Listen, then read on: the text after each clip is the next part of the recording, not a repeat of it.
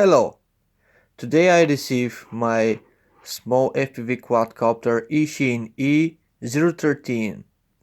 I did a little research before I buy it, and I'm very pleased to find out that it's a little bit upgraded version nowadays.